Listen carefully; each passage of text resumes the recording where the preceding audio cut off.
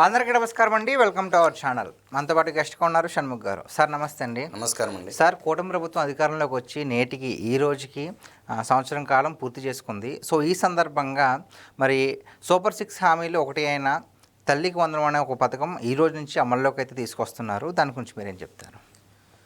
జగన్మోహన్ రెడ్డి గారు అమ్మఒడి అమలు చేశారు. చంద్రబాబు నాయుడు గారు తల్లికి వందనం అమలు చేస్తున్నారు. సో పేర్లు రెండింటికి మంచివే అండి. అమ్మఒడి మా పేరు బాగానే ఉంది, తల్లికి వందనం అనేది రెస్పెక్టెడ్ ప్లస్ తల్లిని గుర్తుకు చేస్తూ బాగుంది. రెండు పేర్లు బాగానే ఉన్నాయి. కానీ ఇక్కడ డిఫరెన్షియేట్ అనేది కంపల్సరీ ఉండాలి కదా.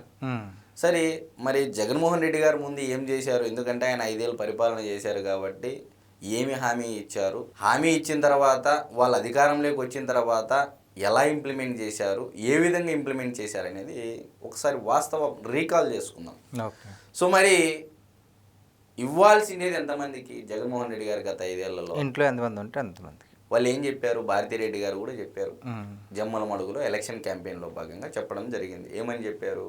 ఇంట్లో ఎంతమంది పిల్లలుంటే అంతమందికి అమ్మఒడి ఇస్తామని చెప్పి చెప్పడం జరిగింది. ఇది ఇక్కడ క్లారిటీగా ఉన్నాం మనం.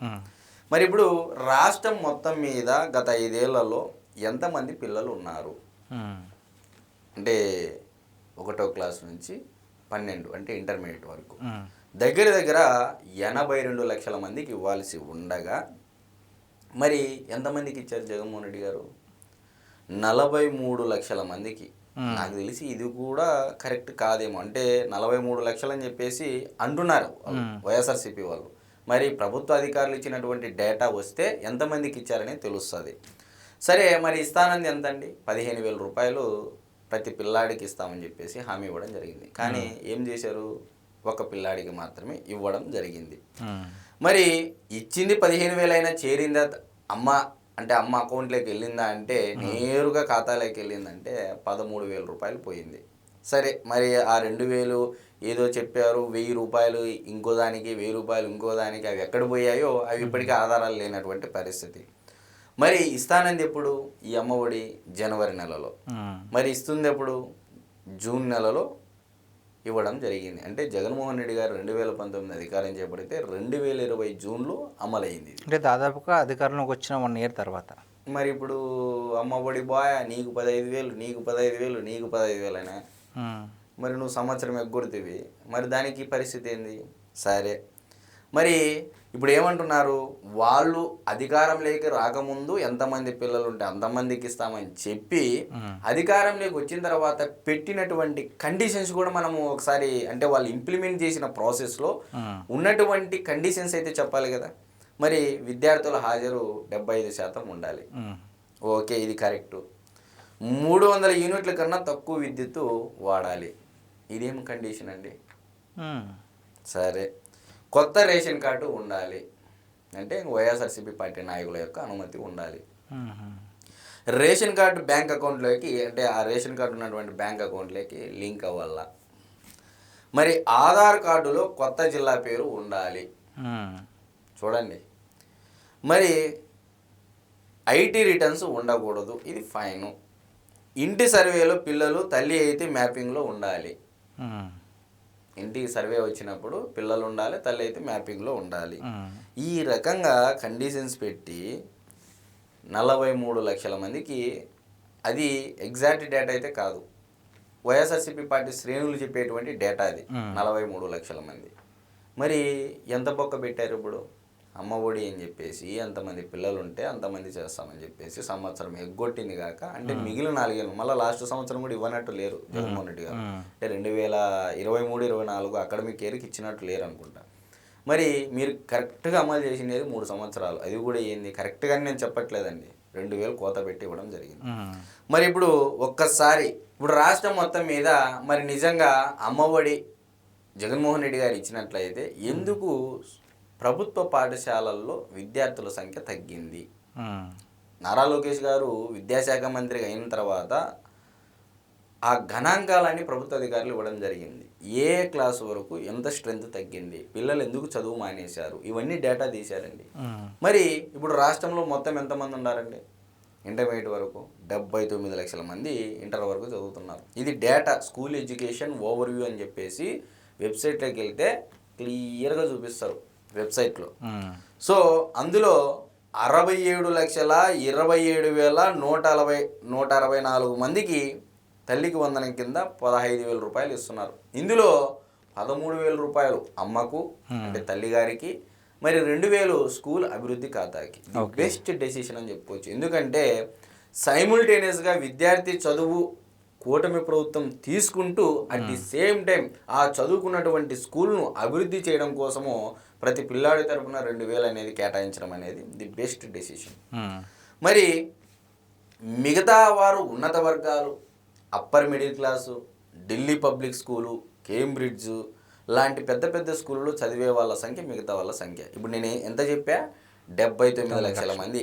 అంటే జగన్మోహన్ రెడ్డి గారి హయాంలో 82 లక్షల మంది ఉంటే కూటమి ప్రభుత్వం అధికారంలోకి వచ్చిన తర్వాత వచ్చినటువంటి అంటే పిల్లలు ఉన్నటువంటి స్ట్రెంత్ చూస్తే ఫస్ట్ క్లాస్ నుంచి ఇంటర్మీడియట్ వరకు 79 లక్షల మంది. అంటే ఎంతమంది తగ్గారు? 3 లక్షలు. అమ్మఒడి ఇచ్చినప్పుడు కూడా ఎంతమంది తగ్గారు?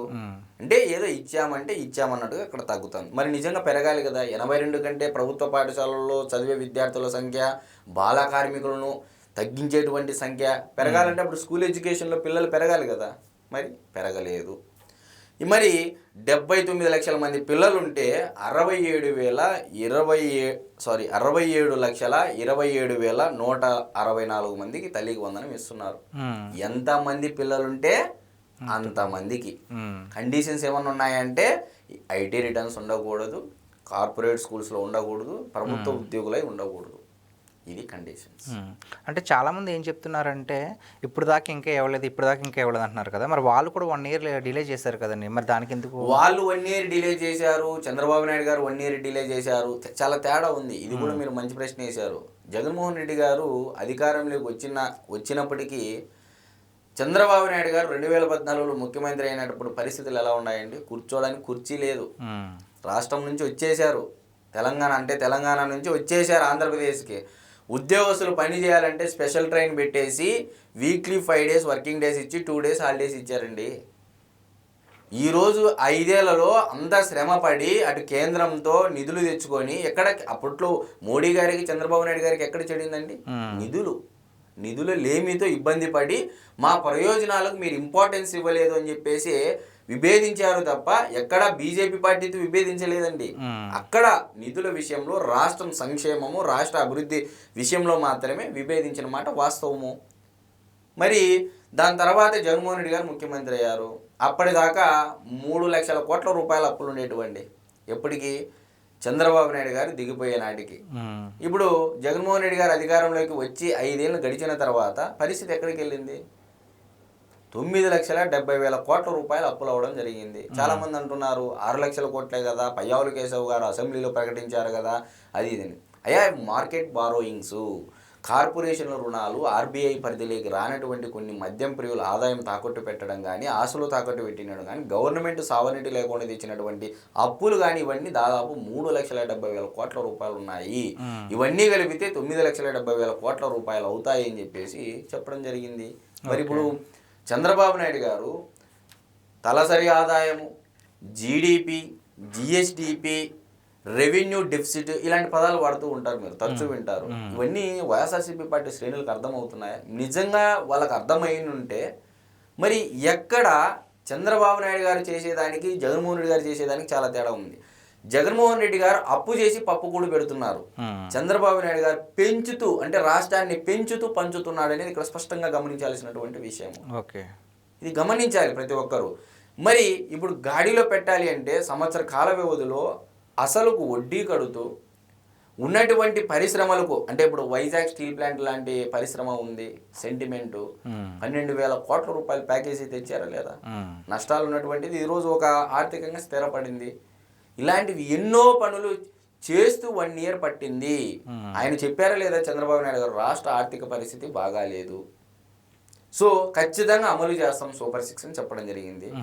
నాకు తెలిసి ఇప్పుడు ఉన్నటువంటి ఆర్థిక పరిస్థితికి జగన్మోహన్ రెడ్డి గారు ఉంటే ఇప్పుడు రేవంత్ రెడ్డి గారు ఏం చెప్తున్నారు, తెలంగాణ రాష్ట్రము మన కోరికలు నెరవేరవు, దివాలా తీసే రాష్ట్రంగా మారిపోతాము, అన్ని కోరికలు నెరవేరాలంటే ఆయన పదే చెప్తున్నాడు. నాకు తెలిసి నిజంగా రాష్ట్ర శ్రేయస్సు, రాష్ట్రాభివృద్ధి కావాలనుకుంటే లీడర్ ఎవరైనా సరే ఉన్నట్టు చెప్తారు. మరి జగన్మోహన్ రెడ్డి గారు ఎందుకు చెప్పలేకపోయారు? మ్మ్. మరి ఈరోజు చంద్రబాబు నాయుడు గారు స్పష్టంగా చెప్తా ఉన్నారు, రాష్ట్రం పరిస్థితులు చాలా బాగా లేవు కాబట్టి ఎన్ని ఇబ్బందులు ఉన్నప్పటికీ నరేంద్ర మోడీ గారిని సైతం ఒప్పించి మెప్పించి సంవత్సర కాలంలోని ఎన్ని పనులు చేసింది కాక ఈ పొద్దు అమ్మఒడి అంటే తల్లికి వందనం ఇంప్లిమెంట్ చేస్తున్నారు. ఓకే. మరి ఇది సంతోషమే కదా. ఈరోజు ఎంతమంది పిల్లలు ఉంటే అంతమందికి జగన్మోహన్ రెడ్డి గారు ఇచ్చినది 43 లక్షల మంది అంటే చంద్రబాబు నాయుడు గారు ఎంతమందికి ఇస్తున్నారు? 67 లక్షల మందికి ఇస్తున్నాడు. డిఫరెన్స్ లేదా? అందులో ఆయన ఒక పిల్లాడికే ఇచ్చారు, ఈయన ఎంతమంది పిల్లలు ఉంటే అంతమందికి. జగన్మోహన్ రెడ్డి గారు 6,000 కోట్ల రూపాయలు కేటాయిస్తే చంద్రబాబు నాయుడు గారు 8,750 కోట్ల రూపాయలు కేటాయించడం జరిగింది. మరి ఇప్పుడు ఎవరు సంక్షేమం కోరినట్టు, ఎవరు పిల్లల చదువుకు ఉపయోగపడినట్లు? ఇది తెలియాలి వాస్తవాలని చెప్పేసి నేను కోరుతాను. మన జూన్ 4వ తారీఖు సార్ వైసీపీ ఓడిపోయి 1 year అయింది కాబట్టి వాళ్ళు వెన్నుపోటు దినాన్ని ప్రకటించుకున్నారు, కార్యక్రమాలు చేసుకున్నారు. ఈ రోజుకి అంటే కూటమి ప్రభుత్వం ఏర్పడి అధికారంలోకి వచ్చి సంవత్సరం అయింది కాబట్టి ఈ సందర్భంగా మరి అమ్మఒడి తల్లికి వందనం అనేది తీసుకొస్తున్నారు కదా, ఎలా అనిపిస్తుంది? రెండు పార్టీలకి డిఫరెన్స్ ఏమనిపిస్తుంది? వెన్నుపోటు అనేది వాళ్ళకు వాళ్ళే పొడుచుకున్నారు. ఇక్కడ ప్రజలు ఎవరు వెన్నుపోటు పడవరండి. ప్రజలైనా ఈరోజు కడప జిల్లా ప్రజానికమే తీసుకుందాము, మీరు వెన్నుపోటు అనే మాట వాడారు కాబట్టి నేను చెప్తా ఉన్నా. ఉమ్మడి కడప జిల్లాలో 1983 నుంచి 1999 వరకు 11 నియోజకవర్గాలు ఉండేటివి. దాని తర్వాత రాజశేఖర రెడ్డి గారు డీలిమిటేషన్ చేసి 10 నియోజకవర్గాలకు చేసి ఇంకో పక్క జిల్లాలో కలపడం జరిగింది. మరి 10 నియోజకవర్గాలు ఉన్నాయి ఈరోజు. మరి 83 నుంచి తీసుకో 11, 9, 9, 8, 7 ఇట్లా గెలుచుకుంటూ వచ్చారు. ఈవెన్ దివంగత నేత రాజశేఖర రెడ్డి గారు పిసిసి అధ్యక్షుడిగా ఉన్నప్పుడు కూడా ఉమ్మడి కడప జిల్లాలో 7 సీట్లు రావడం జరిగింది నందమూరి తారక రామారావు గారి హయాంలో. ఇది స్పష్టంగా గమనించాలి. వెన్నుపోటు అనేది కడప జిల్లా ప్రజలు కూడా వాళ్ళ అభివృద్ధిని కోరుకుంటున్నారు కాబట్టే పక్క చూపులు చూశారు. అంటే పక్క చూపులు నథింగ్ బట్ ఏ పార్టీ మనకు న్యాయం చేస్తుంది, తెలుగుదేశం పార్టీ అనేది గమనించాలి. మరి ఈరోజు మనము ఉమ్మడి కడప జిల్లా గురించి మాట్లాడదాము. ఎందుకంటే కడప జిల్లా వైఎస్ కంచుకోట అని చెప్పేసి ఎప్పటి నుంచో అంటూ ఉంటారు. మరి కంచుకోట అయితే ఇన్ని సీట్లు ఎలా ఇచ్చారు? ఉమ్మడి కడప జిల్లా ప్రజలు 10 సీట్లకు గాను 7 సీట్లు ఇవ్వడం జరిగింది. ఈసారి గట్టిగా ప్రయత్నిస్తే 10కి 10 కొడతాము అని చెప్పేసి చంద్రబాబు నాయుడు గారు కూడా మహానాడు వేదికగా చెప్పడం జరిగింది. ఈ రోజు ఎవరూ వెన్నుపోటు పడవలేదండి. వైఎస్ఆర్సీపీ పార్టీ కోటరీనే, జగన్మోహన్ రెడ్డి గారు చుట్టూన్నటువంటి కోటరీనే ఆయన వాళ్ళు ముంచేసుకొని ప్రజల్ని బ్లేమ్ చేస్తున్నారు తప్ప ఎక్కడ ప్రజలైతే ముంచలేదు అనేది అయితే క్లారిటీగా ఉంది ఇక్కడ మనం చెప్పినటువంటి డేటా ప్రకారం. ఓకే, థ్యాంక్స్ అండి. నమస్తే.